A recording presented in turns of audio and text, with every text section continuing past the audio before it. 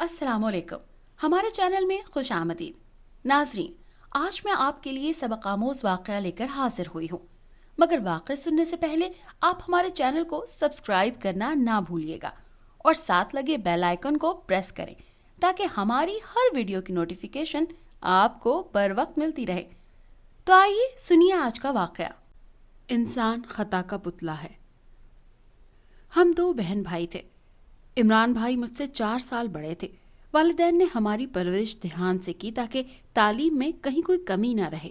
ہماری عادات اچھی تھیں، لیکن والد صاحب کی تنخواہ قلیل ہونے کے سبب میٹرک سے آگے نہ پڑھ سکے۔ ان دنوں امی بیمار تھیں اور والد کی تقریباً ساری تنخواہ ان کے علاج معالجے پر خرچ ہو جاتی تھی۔ بھائی عمران کام ڈھونڈ رہے تھے، لیکن ان کو کہیں بھی مناسب نوکری نہ ملی۔ ہمارے گھر کے برابر ایک وسیع کوٹھی کافی عرصے سے خالی پڑی تھی۔ کوٹھی کے مالک بیما فیملی کینیڈا شفٹ ہو چکے تھے۔ وہ کبھی کبھی آتے، اسی وجہ سے ان کا گھر نہیں بکتا تھا۔ جب مالک غیر موجود ہو تو مکان کیسے بکے گا؟ اس کوٹھی کی 4 دیواری بہت نیچی تھی، خاص طور پر وہ دیوار جو ہمارے اور ان کے گھر کے بیچ تھی۔ ان کے گھر میں آم اور جامن کے درخت تھے۔ ہم دیوار پھلانگ جاتے، کیریاں اور جامن توڑ کر دامن بھر لاتے۔ کلیم صاحب، جن کی یہ کوٹھی تھی، عرصہ دراز تک پڑوسی رہے تھے۔ پہلے ان کا مکان معمولی سا تھا، جب انہیں بخت لگا پرانا گھر مسمار کر کے نئی کوٹھی تعمیر کرا لی۔ کچھ عرصہ اس میں قیام پذیر رہے اور پھر کینیڈا چلے گئے۔ ان کو وہاں شفٹ ہوئے 9 برس بیت چکے تھے اور تب سے یہ کوٹھی کبھی کبھار ہی آباد ہوتی تھی۔ والد صاحب ایک پڑوسی کے ناطے کلیم صاحب کی اس جائیداد کی دیکھ بھال کر لیا کرتے تھے۔ اللہ تعالیٰ نے پڑوسیوں کو ترقی دی، وہ مالی لحاظ سے خوشحال ہوتے گئے۔ ہمارا گھر معمولی درجے کا بنا ہوا تھا، ارد گرد بنگلے اور کوٹھیاں تعمیر ہوتی گئیں اور دیکھتے ہی دیکھتے یہ پوش علاقہ بن گیا۔ بالآخر کلیم صاحب اپنی ملکیت فروخت کرنے میں کامیاب ہو گئے اور یہ ویران گھر آباد ہوا۔ اس میں جو لوگ آئے بے حد امن پسند اور شریف تھے۔ اللہ کے کرم سے بہت امیر تھے، مگر غرور نام کنہ تھا۔ انہوں نے کافی روپیہ پیسہ خرچ کر کے اس رہائش گاہ کو نیا اور خوبصورت بنایا اور قیمتی فرنیچر سے سجا لیا۔ نئے پڑوسیوں نے ملاقات میں پہل کی اور ایک روز ماں بیٹی ملنے آ گئیں، جبکہ ہمارے گھر میں غربت کا راج تھا، لیکن وہ دیندار لوگ پڑوسی کی حرمت کو مقدم جانتے تھے۔ امی کے ساتھ انہوں نے گھل مل کر باتیں کی۔ نئی پڑوسن نے اپنے شوہر کا نام عبدالسلام اور بیٹی کا نمرہ بتایا۔ نمرہ ان کے ساتھ تھی اور مجھ سے 4-5 سال بڑی تھی۔ وہ مجھ سے اپنائیت سے باتیں کرنے لگی۔ ہمارا ان سے یہ پہلا تعارف تھا جو بہت خوشگوار تھا۔ انہوں نے گھرانے کو بھی کہا۔ یوں ان کی حیثیت کے باعث جو جھجک محسوس ہو رہی تھی وہ نہ رہی۔ ہمارے گھر کا ٹی وی پرانا تھا، خراب ہوا تو دوبارہ نہ لے سکے۔ اب میں ٹی وی دیکھنے اکثر ان کے گھر چلی جاتی تھی۔ ایک دن باتوں باتوں میں آنٹی ندا نے ذکر کیا کہ انہیں اپنے لان کی دیکھ بھال کے لیے کسی کی ضرورت ہے، لیکن چاہتی ہیں کہ بااعتبار آدمی ہو۔ ان کے شوہر کام کے سلسلے میں بیرون ملک جاتے ہیں تو وہ ماں بیٹی اکیلی ہو جاتی ہیں۔ تبھی وہ کسی کو ملازم رکھنے میں احتیاط سے کام لینا چاہتی تھی، جو گھر کے اندر بھی آئے تو کسی قسم کا خطرہ نہ ہو۔ یہ علاقہ اور محلہ ان کے لیے بالکل ہی نیا اور اجنبی تھا اور وہ کسی کو نہیں جانتی تھی۔ کام والی ماسی کے لیے بھی امی سے کہا کہ اگر آپ کی بھروسے والی کوئی عورت ہو تو بھجوا دیں۔ بار بار جب مالی اور گھریلو ملازم کے لیے والد صاحب سے کہا گیا تو ابو نے کہہ دیا کہ جب تک کوئی بھروسے کا ملازم نہیں مل جاتا عمران کو بلوا لیا کریں، میرے بیٹے کو اپنا ہی بیٹا سمجھیں، میں نے اس کی اچھی تربیت کی ہے، آپ کو اس سے کوئی شکایت نہ ہوگی، یہ ویسے ہی کام کر دیا کرے گا۔ یہ تو کہنے کی بات تھی، دراصل ان دنوں ہم کو روپے پیسے کی اشد ضرورت تھی اور عمران بھائی کی کہیں نوکری نہیں لگ رہی تھی۔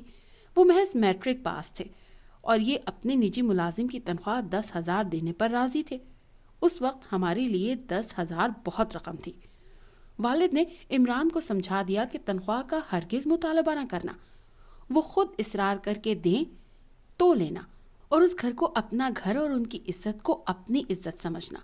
خود کو معیار سے نیچے ہرگز مت گرانا، کیونکہ میں نے ان کو یہ باور کروایا ہے کہ آپ کی تکلیف دور کرنے کو میرا بیٹا حاضر ہے۔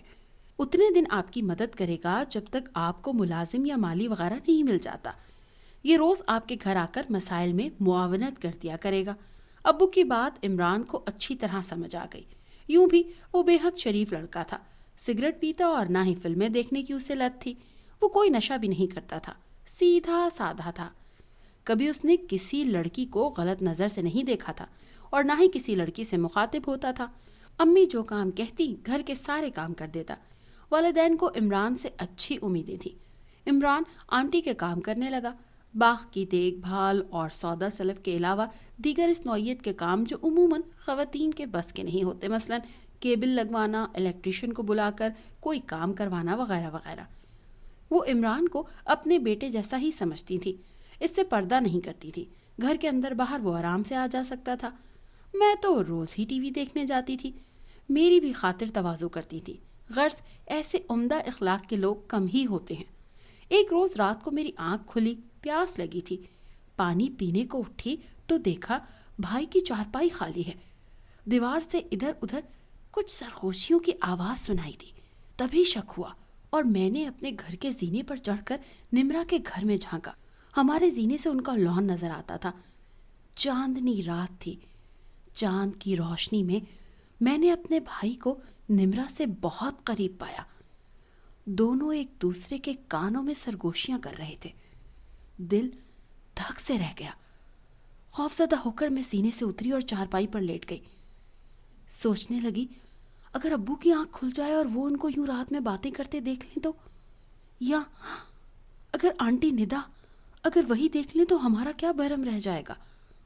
मुझे नींद ना आई। तकरीबन 1 घंटे बाद मेरा भाई दीवार फलांग जीने पर आया और दबे कदमों आकर अपनी चारपाई पर लेट गया। मेरी सांस रुकी हुई थी, जैसे सांप सूंघ गया हो। शिद्दत की प्यास लगी थी मगर पानी पीना भूल गई थी। सुबह अपने मासूम सूरत भाई को हस्बे मामूल नॉर्मल अंदाज से बातचीत करते पाया तो रात के वाक़े को एक ख्वाब समझकर भुला दिया। इस बारे में किसी से बात की और ना ही कर सकती थी। यहाँ तक कि मैंने अम्मी अब्बू बल्कि इमरान भाई से भी नहीं की। लब सी लिए, अल्लाह मेरे भाई पर करम करे। ऐसे कैसे मना करूं कि हिजाब माने था। सोचा जो होगा देखा जाएगा। कुछ दिन बाद एक रात जब हल्की हल्की बारिश हो रही थी और सब घर वाले अंदर थे, मैंने देखा कि इमरान और निम्रा दीवार के पास खड़े एक दूसरे से बातें कर रहे हैं। मुझे देखकर भाई इधर आ गए और वो दूसरी तरफ चली गई। भाई ने कहा, गुलबानो, इस बात का किसी से तस्करा न करना। चूंकि निम्रा मुझसे बहुत प्यार से पेश आती थी और बहुत इज्जत देती थी, इसलिए मैंने किसी से नहीं कहा। इसके बाद वो कहाँ मिलते हैं या छुपकर बातें करते हैं मुझे नहीं मालूम। फिर बात उस मंजिल पर पहुंच गई कि जब बात छुप नहीं सकती थी। तब निम्रा ने सारी बात अपनी वालिदा के गोश गुजार कर दी और कहा कि इमरान से मेरी जल्द से जल्द शादी करा दें, वरना इज्जत दांव पर लगी है। उन्हीं दिनों निम्रा के वालिद सऊदी अरेबिया से आ गए। आंटी ने इस मसले को उन पर अयां किया या नहीं ये नहीं मालूम। बहरहाल उसकी मंगनी बचपन में उसके मामूजात से हो चुकी थी। उन्होंने आनन फानन घर फरोख्त किया और अपनी लड़की को लेकर लाहौर चले गए। किसी बात के खुलने से पहले ही उन्होंने निम्रा की शादी उसके मंगेतर से कर दी। हमारे वालिदैन तक से इस मामले का तस्करा नहीं किया और ना ही हमको बेटी की शादी में मदऊ किया। यूं हमसे हमेशा के लिए राबता ख़त्म हो गया।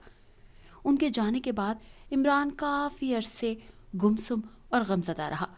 उसने कई दिन कुछ खाया पिया भी नहीं, मुर्दा सा पड़ा रहता था। वक्त गुजरता गया और वक्त गुजरते देर नहीं लगती। कुछ ही अरसे बाद अम्मी की वफ़ात हो गई। अब्बू रिटायर्ड हुए तो उनकी जगह पर इमरान को मुलाजिमत मिल गई। अब्बू हमको लेकर लाहौर आ गए और मेरी खालाजाद से उनकी शादी हो गई। एक रोज़ मैं खाला के साथ बाजार गई। बताती चलूं कि हमारी खाला पहले से लाहौर में रहती थी। वो एक दुकान पर शॉपिंग कर रही थी कि अचानक वहां निम्रा आ गई। उसके साथ 2 बच्चे थे। मुझे देखकर उसकी आंखें चमक उठी, गले मिली और फिर एक तरफ ले गई और बोली, तुम्हारे अब्बू अम्मी कैसे हैं? इमरान का क्या हाल है? मैंने बताया, अम्मी का तो इंतकाल हो गया है। इमरान भाई को लाहौर में सरकारी मुलाजमत मिली है और हम धर्मपुरा में रेलवे क्वार्टर में रहते हैं। उसने कहा, अच्छा एक बात कहनी है, जल्दी से सुन लो। मेरा शौहर सामने की दुकान में अपने लिए कुछ शॉपिंग कर रहा है और मैं इधर बच्चों के कपड़े लेने के लिए आई थी। देखो, ये मेरा बेटा है अंजुम, तुम लोगों की अमानत है। तुम इसे ले जाओ और इमरान को कहना कि इसे कुदरत का तोहफा समझकर कबूल कर ले। मैं शौहर से कह दूंगी कि अंजुम बाजार में कहीं खो गया। मैंने इनकार किया اور اسے بتایا کہ عمران بھائی کی ابو نے شادی کر دی ہے، 5 سال ہو چکے ہیں۔ یہ الگ بات ہے کہ ان کے ہاں اولاد نہیں ہوئی۔ کہنے لگی پھر تو اور اچھا ہے، انجم کے روپ میں اسے اولاد مل جائے گی۔ اتنے میں خالہ نے خریداری کر لی اور اب وہ میری جانب آ رہی تھی۔ میں نے انجم کا ہاتھ تھامنے سے انکار کر دیا تو نمرا نے قسم دی کہ کسی طرح اکیلی دوبارہ یہاں ملو، میں نے کچھ باتیں کرنی ہیں۔ اس نے جلدی سے اپنا فون نمبر بھی لکھ دیا۔ اتنے میں خالہ میرے قریب آ گئی اور ہم دکان سے نکل گئے۔ گھر آ کر میں نے بھائی سے نمرا کا ذکر نہیں کیا، البتہ ایک سہیلی کے ہمراہ کچھ دن بعد دوبارہ اسی جگہ گئی، کیونکہ نمرا نے قسم دی تھی اور میں بھی اس راز سے واقف ہونا چاہتی تھی جو آدھا ادھورا سا میرے پلے پڑ چکا تھا۔ فون پر رابطہ کرنے کے بعد جب وہاں پہنچی، وہ پہلے سے ہی موجود تھی۔ آج اس کی بیٹی ساتھ نہ تھی، لیکن بیٹے کو ہمراہ لائی تھی۔ کہنے لگی تم کو خدا کا واسطہ انجم کو عمران کے پاس لے جاؤ، میں شوہر سے کہوں گی کہ گم ہو گیا ہے۔ آخر ایسا کیوں؟ آپ اپنے آپ سے اتنے معصوم بچے کو آخر کیوں جدا کرنا چاہتی ہیں؟ بس ہے کوئی وجہ؟ دیکھو نا، بچے تو اپنے خاندان کی ملکیت ہوتے ہیں، جس گلشن کا پھول ہو اسی گلشن میں اچھا لگتا ہے۔ تم خود سمجھدار ہو اور کیا کہوں۔ بے شک عمران بھائی کی اولاد نہیں ہے، لیکن بھابھی کسی اور کے بچے کو کیوں کر اپنائیں گی؟ یہ تو سوچئے، پھر ایسا ظلم کیوں کرنا چاہتی ہیں آپ؟ آپ کا بچہ کیا آپ کو یاد نہیں آئے گا؟ ضرور ضرور یاد آئے گا، لیکن چند ماہ بعد بھول جائے گا۔ تم اس کی سگی پھپھی ہو، مجھے یقین ہے تم اسے پیار دو گی۔ عمران کا پیار بھی اسے مل جائے گا، اور میری محبت جو ابھی تک عمران کے لیے ہے میرے دل میں زندہ ہے، اسے بھی تسکین ملے گی۔ انجم کے واسطے سے ہی صحیح میرا تعلق تو عمران سے جڑا رہے گا نا۔ اوف میرے خدا، میں لرز گئی۔ میں نے سوچا کہ کیا کوئی عورت محبت میں اس قدر دیوانی ہو سکتی ہے کہ وہ اپنے بچے کو اس محبت کے لیے دان کر دے، محض اپنے محبوب سے تعلق کو جڑا رکھنے کے لیے؟ ہرگز نہیں، یہ ناممکن ہوگا۔ تب بھی میں نے نمرا سے کہا، باجی نمرا، ابھی میں انجم کو نہیں لے جا سکتی۔ ہاں، جس روز بھابھی میکے گئی ہوں گی تو آپ کو فون کر دوں گی، پھر آپ اسے گھر لے آئیے گا۔ تب ہم بھابھی سے بہانہ بھی کر سکتے ہیں کہ ہم اس بچے کو گود لینے کے لیے کسی سے لائے ہیں، مثلاً عمران بھائی کے دوست سے جس کی بیوی اس دنیا میں نہیں رہی۔ شاید ایسی صورت میں بھابھی انجم کو رکھنے پر آمادہ ہو جائیں۔ وہ کچھ غیر یقینی سی کیفیت میں تھی، مایوس سی ہو گئی، لیکن میں اس کے جذباتی فیصلے کی خاطر کوئی بڑا خطرہ مول نہیں لینا چاہتی تھی۔ ڈبڈبائی سی آنکھوں سے انجم کو خدا حافظ کہا، جس کی شکل اس وقت صرف عمران بھائی سے ملتی جلتی لگ رہی تھی۔ تاہم سوچ رہی تھی کہ کہیں تعلقات کی تجدید کے لیے یہ نمرا کی کوئی نئی چال تو نہیں۔ میں نے گھر آ کر عمران بھائی کو کوئی بات نہ بتائی، یہ بھی نہیں کہ میں نمرا سے ملی ہوں یا وہ مجھ سے ملی تھی۔ انجم کے بارے میں کچھ بھی بتاتے ہوئے میرے لب نہیں کھل رہے تھے۔ ایک بہن اپنے بھائی سے یہ بات کیسے کہہ سکتی ہے کہ تمہاری سابقہ محبت کی کوئی ایسی نشانی بھی اس دنیا میں موجود ہے کہ جس کا تم کو علم ہی نہیں، یا کہ تم نے کبھی جس کا دیدار نہیں کیا؟ اس کے بعد نمرا کے کئی فون آئے، لیکن میں نے اس سے بات نہیں کی اور نہ اس سے ملنا گوارا کیا۔ بھلا کیسے میں اپنی بھابھی کی زندگی میں کوئی بھوچال لا سکتی تھی جو کہ میری خالہ زاد بھی تھی؟ اور عمران بھائی کے دل کا بھی اللہ ہی جانتا ہے، وہ نمرا کو بھلا چکے ہیں یا پرانا زخم ابھی تک تازہ تھا۔ زخم موجود بھی ہو تو وقت اس پر کھرنڈ ڈال دیتا ہے، اور اس کھرنڈ کو چھیل دینے سے یا تو زخم تازہ ہو جاتا ہے یا کبھی کبھی وہ ناسور بن جاتا ہے۔ بس خدا بچائے ایسی ملاقاتوں سے جو ماضی میں لرزش کہلاتی ہیں اور ان کی تجدید عیب بن جاتی ہے۔ دعا کرنی چاہیے کہ اول تو انسان ایسی لرزشوں سے دور رہے، اور اگر خطا کے پتلوں سے خطا سرزد ہو بھی جائے تو کسی کی زندگی کو بربادی سے بچانے کی خاطر اس خطا کی پردہ پوشی کی جائے، جس کی پردہ پوشی خود اللہ تعالیٰ نے کی ہو۔ نمرا نے جو مجھ سے کہا، جو بھی انکشاف کیا، اس کی پردہ پوشی بھی میرے اللہ کو منظور ہوگی۔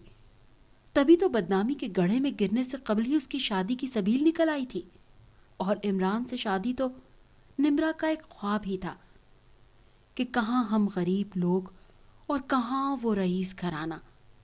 نمرا آج بھی یاد آتی ہے تو میرا دل غمزدہ ہو جاتا۔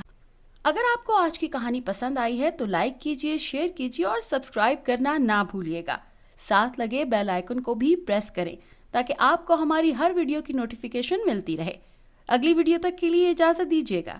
اللہ حافظ۔